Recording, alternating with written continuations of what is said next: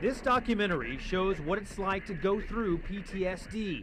This Fort Benning soldier lives it. Sergeant First Class Victor Birdseye was diagnosed with post-traumatic stress disorder after 2 deployments to Iraq, driving through dozens of IEDs and picking up bodies. Seeing your buddies get wounded or killed compounds just the stress of being away from home, being deployed for a long length of time. When I met him, he seemed, normal. Erica Elder's husband also got PTSD.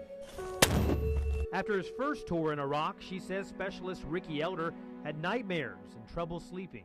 He would have bad flashbacks and memories. Then he was cleared to go to Afghanistan again. Got in another pretty severe accident, had another traumatic brain injury. Came back, and I could tell he was drastically different. She kept telling him he needed help, but Erica says her husband's anger only got worse. Use the weed. Then, 1 month after their second child, a daughter, was born, it happened. He sent me a text message, and he told me, he said, "I love you, best friend. I'll see you on the other side." He was in a safety briefing and shot himself. So when I got the call from the hospital, I knew.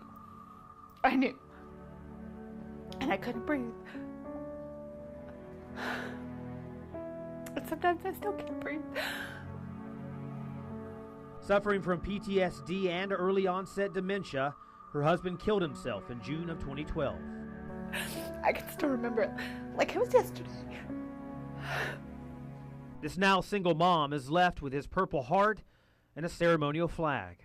Then we had to learn how to be a man right quick. And it causes a change in people's brain chemistry. Columbus doctor Jefferson Jones himself got PTSD as a young man. It's an anxiety disorder that affects 17 million Americans. 1 in 5 soldiers returning from Iraq or Afghanistan has PTSD. That's more than 300,000 new cases in just the past 6 years. It's so common in battle.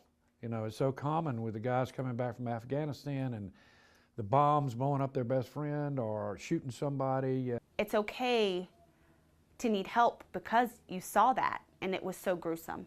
Sergeant Birdseye describes a PTSD attack as a huge weight on you with a faster heart rate and sweating. Irritability issues, anxiety issues, wasn't able to sleep, went through some depression, did some self-medicating with alcohol and over-the-counter prescription medications. When they wake up in the morning, they don't feel like they can make it through the day. How come I can't go to little Johnny's soccer game? What is it that's setting me off to the point where I don't want to leave my house? One of Sergeant Birdseye's triggers is going grocery shopping, facing so many sounds, sights, colors, and smells. You get into a combat mode. You are constantly scanning, looking for possible threats. Going to the grocery store is a major experience. I found ways to limit the stimuli coming in. I wear sunglasses, I wear headphones. Others with PTSD have been blamed for a number of violent crimes in our area and nationwide, but some local doctors don't see a connection.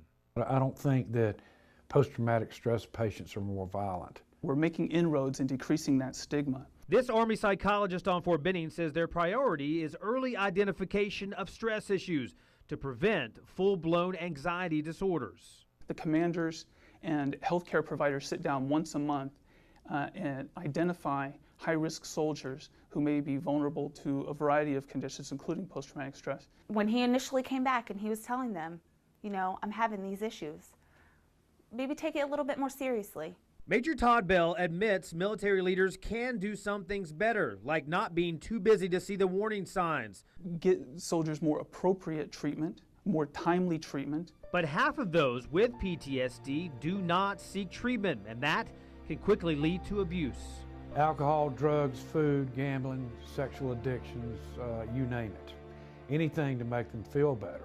And soldiers dealing with these minor or major anxiety issues can come visit the 4th floor here at Martin Army Community Hospital, meeting one-on-one with the Department of Behavioral Health personnel. They can help me identify what my triggers are, how to cope with them. Along with therapy, PTSD patients also take medications and do new treatments like EMDR, eye movement cognitive therapy. There's also a misconception that you can't treat this disorder, and you can treat it successfully. But the sad fact is, more active duty personnel die by their own hand versus combat last year, including Ricky Elder. Can you give me a high five? Woohoo! This widow says her son is a constant reminder. Daddy.